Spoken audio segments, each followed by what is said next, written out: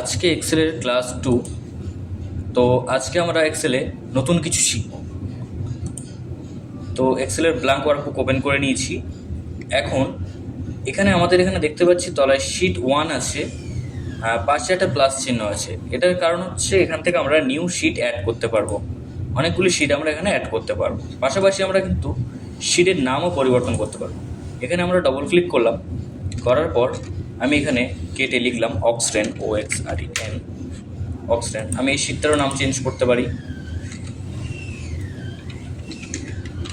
SL dot number, serial number, তারপরে দিলাম name, তারপরে দিলাম সাবজেক্ট, দিলাম ধরো English, ENG, BEN English, Bengali, math, geography, history.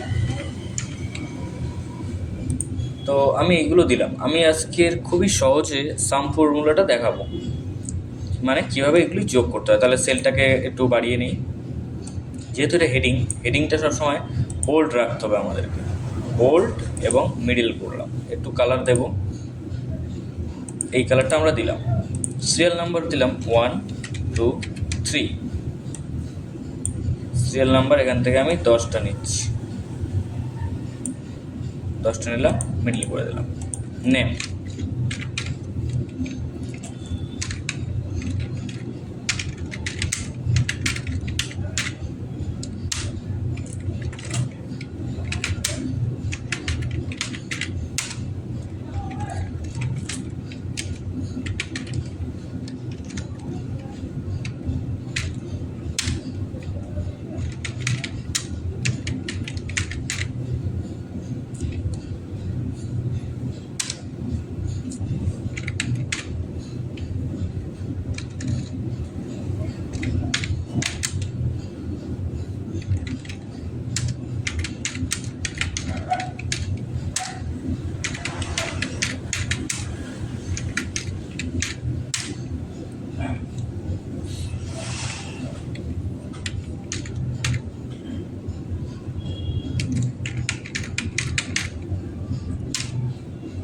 এভাবে করে আমি কিছু নাম লিখলাম।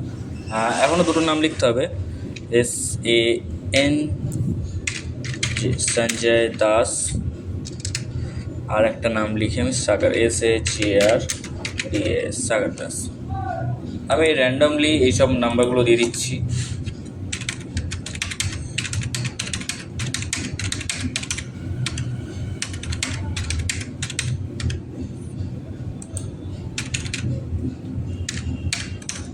এই নাম্বারগুলো র্যান্ডমলি দেবো।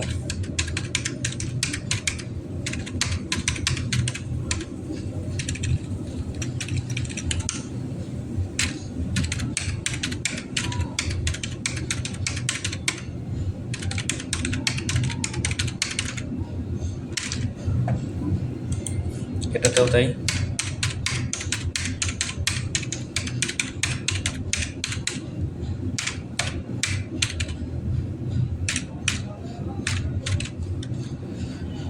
হিস্ট্রিটা নাম্বার দিয়ে নেই।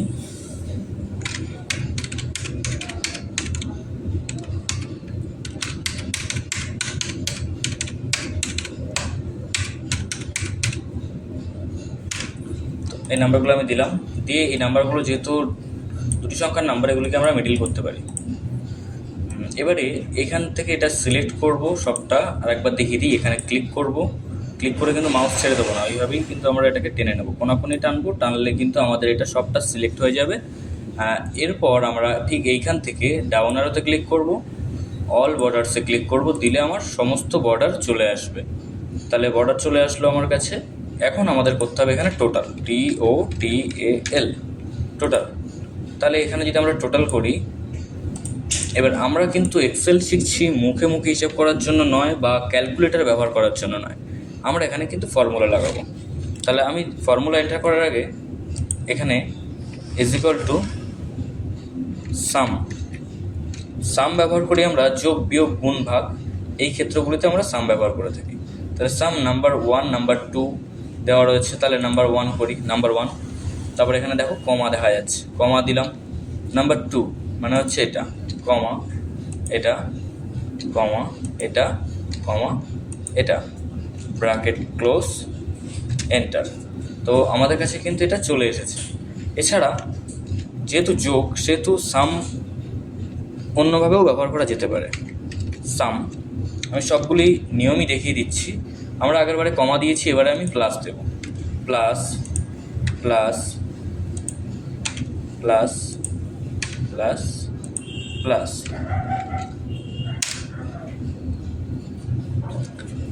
এবার আমি শুধু সমান দেব, সমান দিয়ে এটা সবটা দিয়ে দেবো। সরি, ভুল হয়েছে।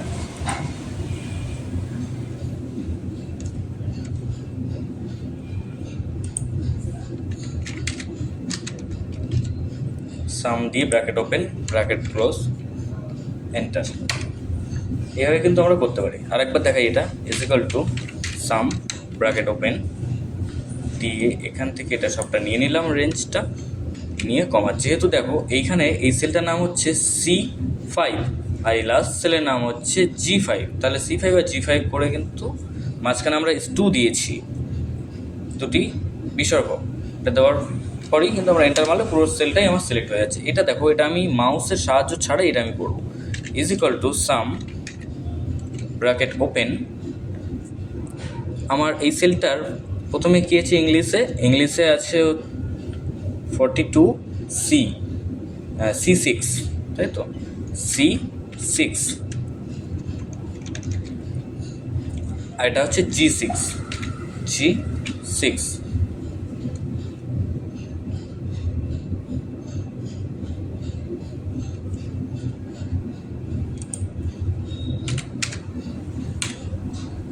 C6 আর G6 ব্র্যাকেট ওপেন, এন্টার।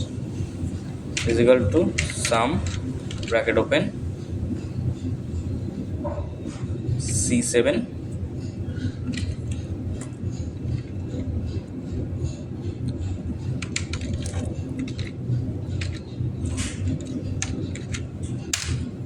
তো এইবার যদি ধরো এরকম অনেক আছে, আমরা তো আর বারবার করবো না, আমরা এখানে ক্লিক করব, ক্লিক করে এটিকে টেনে দেবো এইভাবে নিচে। এই সাইটের যে এই পয়েন্ট ধরে আমরা যদি টেনে দিলে কিন্তু আমার অটোমেটিক্যালি ক্যালকুলেট হয়ে বেরিয়ে আসবে সবটা। তাহলে এটা আমি আরেকবার করি, এটাকে সবটাকে করে দিলাম আমি ডিলিট। এইটাকে ধরে যদি আমি টেনে দিই তাহলে আমার সমস্ত কিছু বেরিয়ে আসবে, অথবা এখানে যদি আমি ডবল ক্লিক করি তবুও আমার সমস্ত উত্তরই বেরিয়ে আসবে একবারই। ভিডিওটি ভালো লেগে থাকলে চ্যানেলটি সাবস্ক্রাইব করবেন, ভিডিওটি শেয়ার করবেন, এবং এরকম আরও অনেক ইনফরমেটিভ ভিডিও পেতে অবশ্যই আমাদের লাইক করবেন, যাতে আগামী দিনে আমরা আরও ভালো ভিডিও আপনাদের সামনে আনতে পারি। আজকের জন্য ক্লাস এইটুকুই, পরবর্তী ক্লাসে আরও অন্য কিছু দেখাবো। ধন্যবাদ।